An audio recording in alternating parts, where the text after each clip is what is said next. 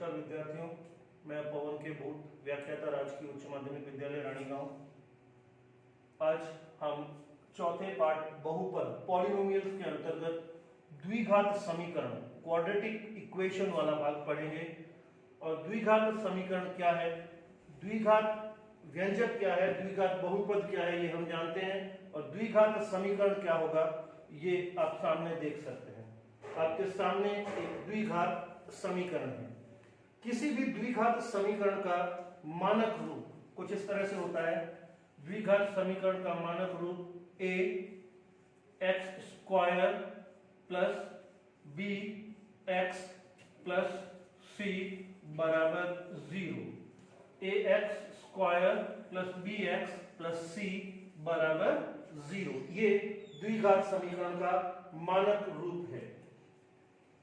यहां एक चीज ध्यान रखनी है। देखिए, x स्क्वायर का गुणांक है a, x का गुणांक है b और अचर पद है c और फिर बराबर में 0 अगर आ जाता है तो उसे हम द्विघात समीकरण का मानक रूप कहते हैं। यहां x स्क्वायर का जो गुणांक है a, वो a बराबर नहीं होना चाहिए 0 के। अगर a का मान 0 के बराबर हो गया तो ये वाला पद ही खत्म हो जाएगा और द्विघात पद, दो घात वाला पद खत्म होते ही फिर ये द्विघात समीकरण नहीं रहेगी, फिर ये एक घातीय समीकरण बन जाएगी, रैखिक समीकरण बन जाएगी। तो द्विघात समीकरण होने के लिए दो घात वाला पद होना जरूरी है, यानी दो घात वाले पद का गुणांक जो a है वो 0 के अलावा, 0 के अलावा कुछ भी होगा तो ये समीकरण द्विघात समीकरण कहलाएगी। और अगर इस रूप में है तो वो अपने मानक रूप में कहलाएगी। जैसे आपके सामने ये समीकरण दिखाई दे रही है, द्विघात समीकरण अपने मानक रूप में। इस समीकरण को अगर आप ध्यान से देखें तो आप a का मान बता सकते हैं और देखते ही मालूम पड़ता है x स्क्वायर का गुणांक a है 2, b का मान है -5, चिन्ह को साथ में बोलना जरूरी रहता है। अगर प्लस है तो नहीं बोला तो चल जाएगा, लेकिन माइनस है तो उसे बोलना जरूरी रहता है। तो a का मान है 2 या +2, b का मान है -5, c का मान है +3। हम लोगों ने देखा जब हम बहुपद को हल करते थे तो बहुपद में x का मान रखने पर जहां 0 आता था बहुपद के शून्य ज्ञात करते थे। अब द्विघात समीकरण में x के वो मान जिससे समीकरण संतुष्ट होती है उनको हम बोलेंगे समीकरण के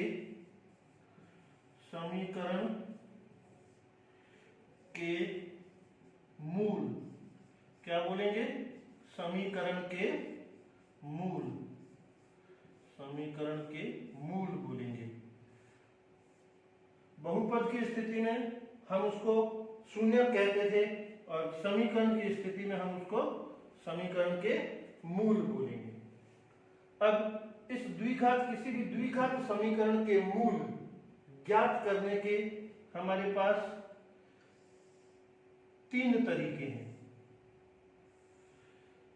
और वो तीनों ही तरीके हम सीखेंगे। समीकरण के मूल कैसे ज्ञात करें उसके ज्ञात करने के 3 तरीके हमारे पास। कौन कौन से? पहला है गुणनखंडन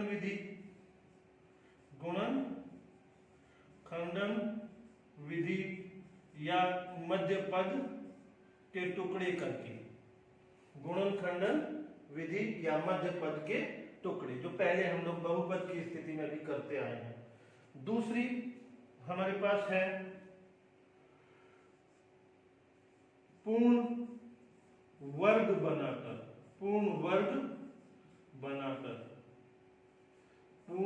बनाकर भी हम इस समीकरण को हल कर सकते हैं।